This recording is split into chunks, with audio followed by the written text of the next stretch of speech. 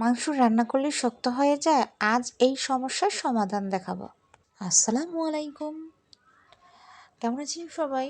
আজকে চলুন কিভাবে মাংস ম্যারিনেট করলে মাংস হবে সুস্বাদু, ঝরঝরো এবং ভীষণ টেস্টি। চলুন শুরু করা যাক। এখানে আমি 1 কেজি গরুর মাংস, 1.5 কেজি পরিমাণ, 1 কেজি না 1.5 কেজি পরিমাণ গরুর মাংস ভালো করে ধুয়ে পানি ঝরিয়ে নিয়েছি, কারণ পানি থাকলে ভালো করে ম্যারিনেট করা হবে না।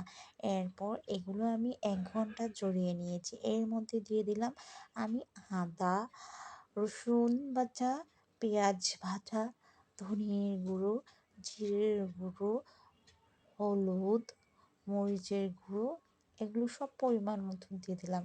আর পরিমাণ যা বললাম না, আমি ডিসক্রিপশানে পরিমাণগুলো সব বলে দিব, আপনারা সেখান থেকে দেখে নিতে পারেন। আর যেটা না হলে না সেটা হচ্ছে লবণ। আর অবশ্যই আমি দিতে ভুল করেছি, সেটা হচ্ছে দই। দই না দিলে কিন্তু কি হয় না, মাংসটা ভালো করে ম্যারিনেট হয় না। ঠিক আছে, দইটা অবশ্যই দিবেন, তাহলে কিন্তু মাংসটা একেবারে নরম তুলতুলে হবে। আর এর মধ্যে তেলটা আপনি খাওয়ার সয়াবিন তেল দিতে পারেন, কিন্তু এখানে আমি ইউজ করেছি মাস্টার অয়েলটা।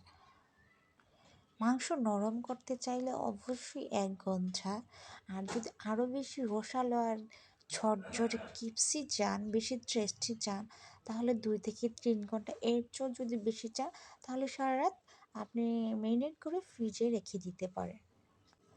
সবগুলো উপকরণ দেওয়া হলে আমি ভালো করে হাত দিয়ে মেখে নিচ্ছি। এখানে আমি স্পুন ব্যবহার করেছি, আপনারা হয়তো বা বলতে পারেন ইচ্ছি হাত দিয়ে মেখেছে, আপনাদের কাছে ভালো লাগতে পারে, কিন্তু আমরা যারা গৃহিণী সাধারণত আমরা হাত দিয়েই করে থাকি। জাস্ট আমি আপনাদেরকে দেখানোর জন্য এখানে একটা বড় স্পুন নিয়েছি। ভালো করে এখন এটাকে আমি মেখে নেব, যাতে সবগুলো উপকরণ একসাথে লেগে থাকে। আর এই কারণে কিন্তু মাংসটা খেতে দারুণ হবে, ইয়াম্মি হবে, রসালো হবে, একবার নরম তুলতুলে হবে, যা খুবই সুস্বাদু এবং মজা। আর গরুর মাংসটা কিন্তু রান্না করার সময়